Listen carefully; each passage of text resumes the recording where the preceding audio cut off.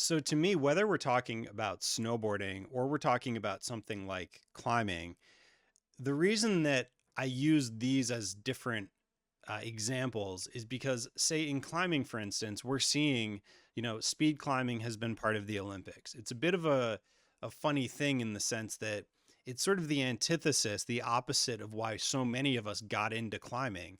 We didn't get into climbing because it was about speed climbing necessarily, although I'm sure there are people who did.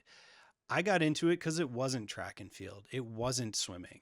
So when we have things that are the same route on a standardized wall, like speed climbing, or on the right, where we're having the same bouldering walls being used in different locations, then it very quickly becomes why would we, like, what are we doing in terms of why would we do this for, like, is this really what the sport is about? Is this really what the viewers want? Is this really what the competitors want? Is this just sort of its own version of things in and of itself that is fine to kind of live in a separate world other than what rock climbing really is? They've always been sort of, quite different, although certainly there's plenty of crossover.